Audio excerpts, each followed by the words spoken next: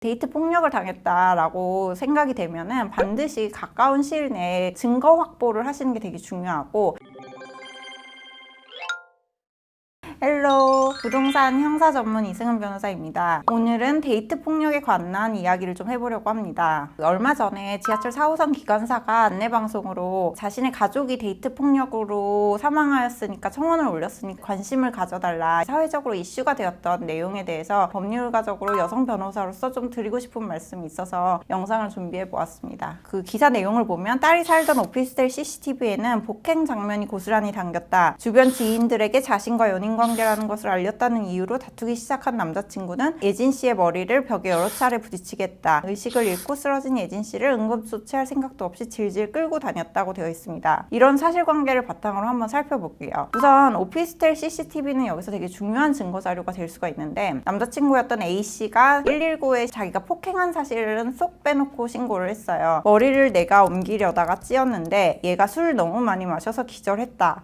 이게 무슨 말일까요? 정신이 없어서 횡설수설한 것 같은데, 피해자가 술을 너무 많이 마셔서 기절하는 바람에 옮기려다가 머리를 찧었다는 취지의 이야기를 하려고 했던 것 같습니다. 즉 A씨는 폭행에 대한 언급을 전혀 하지 않았던 거죠. 만약에 여기서 CCTV가 없었다면 A씨가 어떤 범죄로 처벌을 받을 수가 있을까요? 여기서 A씨는 형법 267조의 과실치사죄가 적용이 돼요. 과실로 인하여 사람을 사망에 이르게 한 자를 처벌하는 죄인데, 이 경우 2년 이하의 금고 또는 700만 원 이하의 벌금으로 처벌이 되는 건데요. 실제로 A씨는 상해치사죄로 구속영장이 신청이 돼서 구속이 된 건데, 형법 259조 상해치사죄를 볼 경우에는 사람의 신체를 상해하여 사망에 이르게 한 자를 처벌하는 것으로 3년 이상의 유기징역으로 되어 있어요. 그러니까 일반적인 과실치사죄의 경우에는 사실 2년 이하의 금고형이에요. 금고형과 징역형의 경우에는 교도소에 가둬지는 거는 같은 범죄이긴 한데 대우가 달라요. 금고형의 경우에는 징역형과 달리 강제 노역이 부과되지 않아요. 교도소에 가서 강제로 일을 하지를 않아도 되는 거죠. 그러니까 실제로 이 사람이 과실치사죄로 처벌을 받게 되는 경우와 상해치사죄로 처벌을 받게 되는 경우에는 처벌 자체의 범위가 너무 달라져요. 그래서 이 CCTV가 없었다면은 A씨의 신고를 통해서 이루어진 진술만이 이 사건의 전부 증거가 되는 거예요. A씨에게 적용되는 형량의 차이가 이렇게 크게 되는 거죠. 그렇기 때문에 이 CCTV 확보가 되게 중요한데, 법률가로서 드리고 싶은 말씀은 데이트 폭력을 당했다라고 생각이 되면은 반드시 가까운 시일 내에 증거 확보를 하시는 게 되게 중요하고, 뭔가 남자친구나 뭐 남편이나 이렇게 폭력을 휘둘 것 같다 그러면은 녹음을 하든지, 물론 화면을 찍는 건 되게 어려운 일이지만 녹음이라도 딴다든지 그 조치를 반드시 취하실 것을 되게 강력히 권하려고 이 말씀을 드리는 거예요.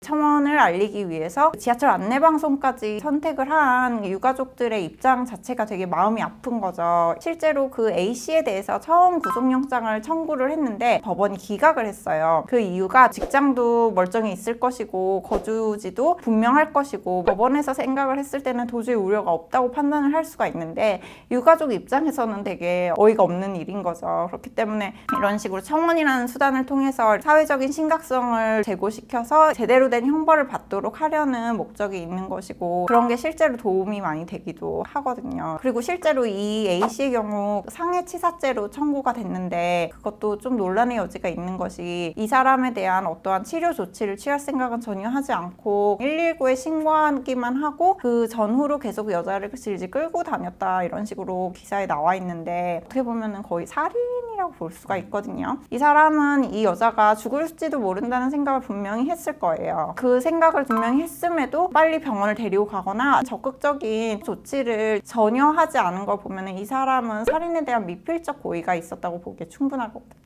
미필적 고의라는 것은 그 범죄가 일어날 가능성을 충분히 예상을 하고 그것에 대해서 행동을 옮기는 것을 말하는데, 그 고의라는 것은 되게 주관적인 요소이기 때문에 주변에 일어난 정황이나 사후적인 조치를 가지고 판단을 하는 건데, 법률가인 저희 관점에서 이 기사에 나타난 사실관계로만 봤을 때는 이 사람이 충분히 살인의 미필적 고의가 있었다고 판단이 되는 거죠. 상해치사죄로만 구속영장을 신청을 한 것 자체가 아쉽다고 생각하실 수도 있을 것 같아요.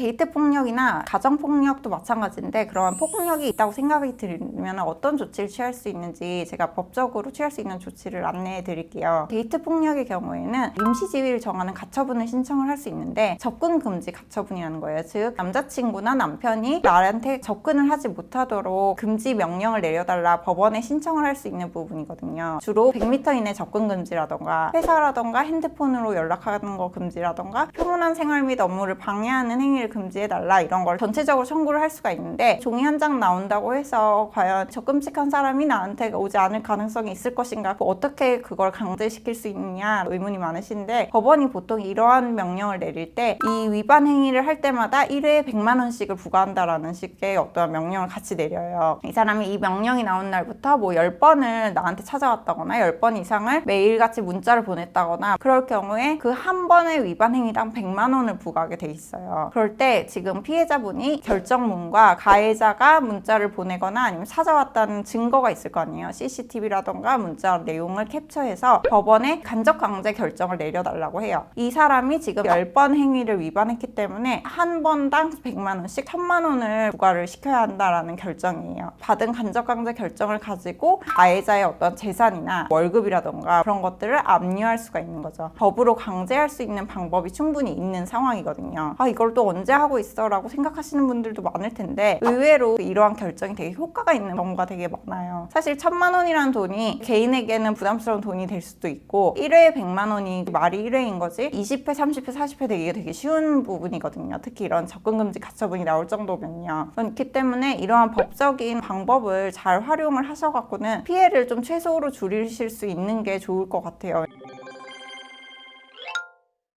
오늘은 데이트 폭력이 있다고 의심되는 경우에 어떤 부분을 주의를 해야 하실지, 그리고 실제로 데이트 폭력을 당하셨을 때 법적으로 어떤 도움을 받으실 수 있는지에 대해서 알아보는 시간을 가졌습니다. 법적으로 취할 조치가 충분히 있음에도 약간 너무 늦게 오신다거나 끝까지 참아서 소중한 건강을 잃지 마시고 도움을 받으시길 강력히 추천을 드립니다. 영상이 도움이 되셨다면 구독, 좋아요 부탁드릴게요. 감사합니다.